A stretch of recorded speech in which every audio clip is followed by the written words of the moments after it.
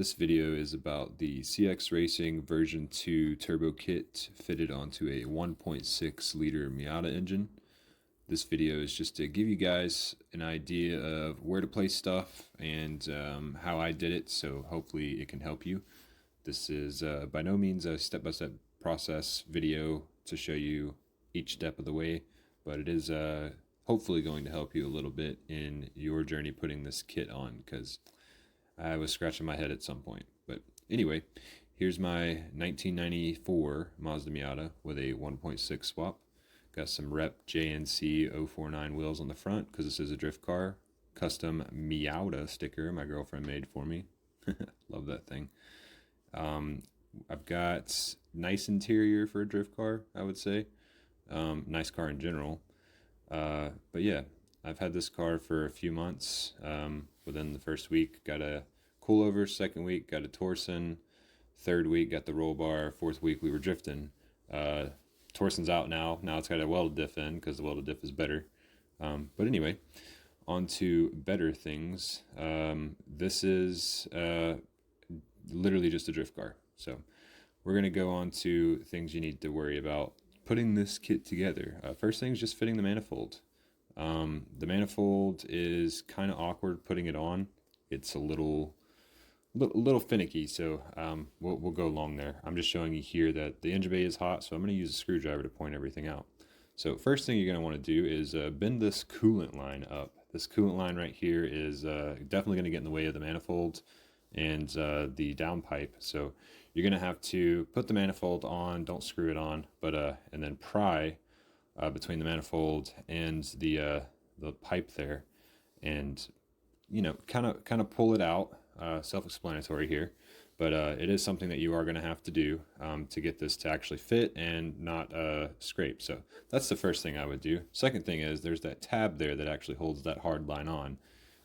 It's kind of weird, so you're gonna have to drain your coolant and make sure everything's good to do this, but you'll kind of fold it up on there and get it on there.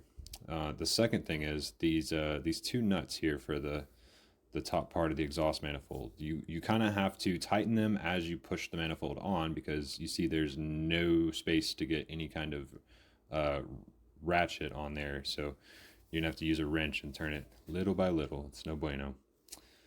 Second thing is, well, I guess not the second thing is, something to point out is the kit comes with the oil feed line and a restrictor that is inside of there that mounts onto the top of the turbo. Do not drill out that restrictor. It is meant to be that small for a reason. I'm here pointing out where the oil feed line is. There's two bolts down there. Don't do the top bolt, do the bottom bolt. Top bolt is a coolant line. I figured that out. But anyway, yeah, so the restrictor inside of there, make sure you don't drill that out. Make sure you leave it. It's fine. Nothing's going to happen. I've been running this for about 200 miles so far, drifting and such, and it's done well. You will have to get your own hardware to mount those on the turbo, I found out. Next thing, downpipe. You're gonna have to sand, or should I say grind, some of the bay out there to actually make that downpipe fit. Once you do grind it out, it fits nicely, as you can see. Only had to take out about a ½ inch of a wall back there to make that fit. But you are going to have to grind that out, and it's easier before you put the manifold on and the turbo, because it's not as much space. You're also going to have to pull back the brake line there, the main brake line, to make sure you don't hit it. But trying to get a little view of the downpipe connecting down there to the flex pipe. There you go. But yeah, so there's the flex pipe going to where a stock cap position would be, but I've got a custom exhaust I made myself. The bolts going onto the turbo, you're going to have to shave the heads down on two of them. As you can see, no freaking room. So you have to shave it down so you can actually fit a bolt on there. And again, hardware you're going to have to get yourself. No, I'm lying. That hardware actually came in there. There was another set of hardware I had to get myself. Anyway, so yeah, you see that other bolt down there? You can kind of see it on the flange there. But anyway, yeah, there's two bolts in the back. You're going to have to shave the heads down to put them on, and then you'll be able to actually make it go on there. Here's another thing that's fun: to get this this nice elbow to fit without completely being bent, you're gonna have to cut out and grind down some of this where the air box goes in. Um, it's not too bad as far as looks goes, but you're gonna need to do that to make it actually fit properly. Otherwise, you're gonna have a big old kink right there. And just for looks purposes, who cares? But for actual purpose, yeah, you don't want that. Next thing is you're gonna have to move over this power steering pump. You see, there's a main mounting point there, and then we got a new mounting point over. You just drill a hole, stick the same screw and a nut on the bottom. Bam, you're done. This is the feed hose, and the way I did this was I think I swapped the hose around so that the real no, I didn't swap the hose around. I just folded it down so that it would connect in there a little bit differently. And then the bottom hose there, the hard piece that I'm pointing to, you're actually gonna have to bend that down. It just helps with how everything fits in there. It's kind of finicky here. So next thing is the coolant, the main coolant. This is actually 3 hoses. You flip-flop the bottom portion of the hose, put it onto the top up there.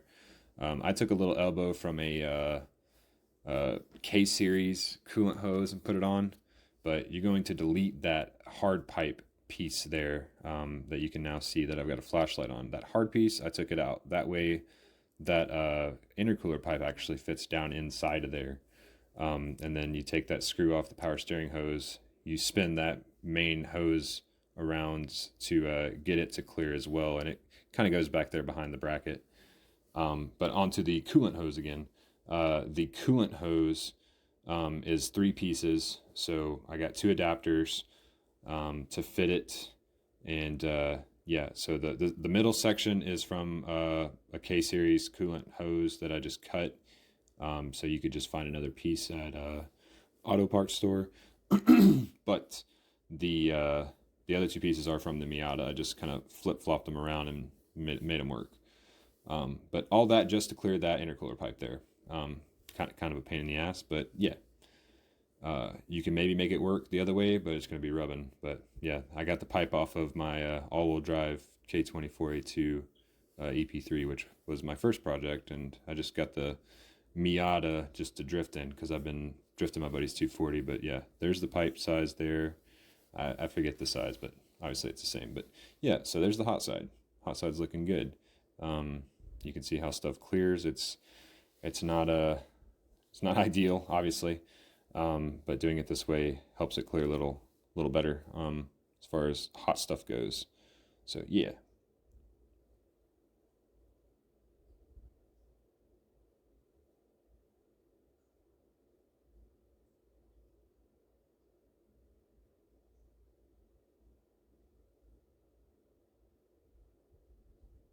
Some clearance underneath.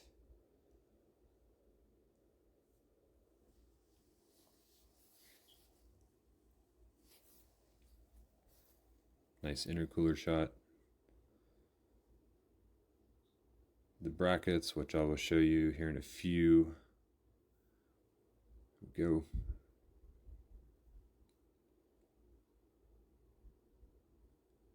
And then the back brackets, which are all wonky, you're gonna have to bend these to shape. They're already come pre-bent, but you're gonna have to bend them even more and weirder.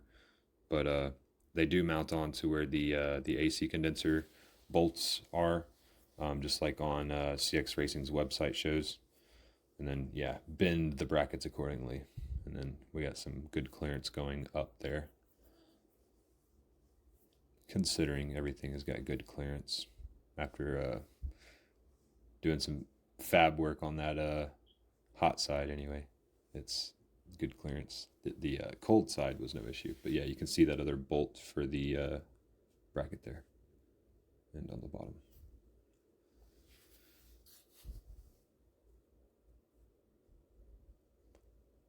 Top side view.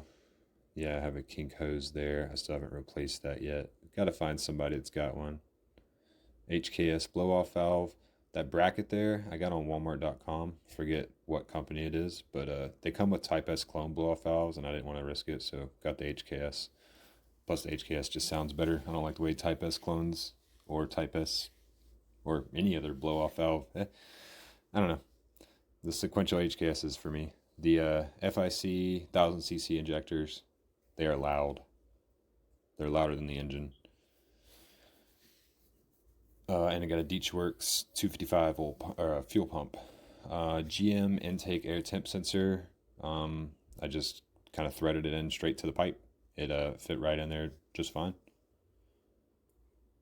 No Teflon. Then we've got our vacuum port going to the blow-off valve. We've got our other vacuum port that goes back to the boost sensor, which, you know, the wires go to the gauge inside. There's a good view of it though. And then we've got our vacuum line that goes to our Mega Squirt. Next view is the vacuum line that comes off the wastegate going to the turbo. This is all 4mm line that I got at O'Reilly's. It's the only place I could find it. The exhaust work, I put in a MagnaFlow resonator and a MagnaFlow muffler. It was just too quiet. So I took the resonator out and just ran a muffler. And I'm pretty happy with the sound. You still mainly just hear intake turbo noises and blow-off sounds, but there's a little rice behind it now, but it's not like rasp or anything. It's just enough to actually hear the engine. But yeah, put this filter on because I've been running 200 miles without a filter, and here we go.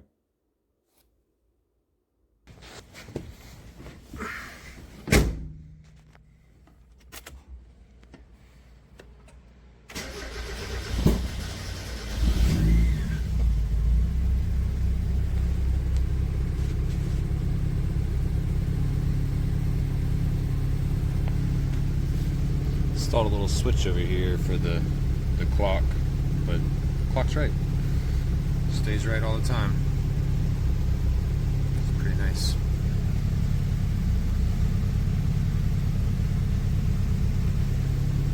All right, let's go for a pull.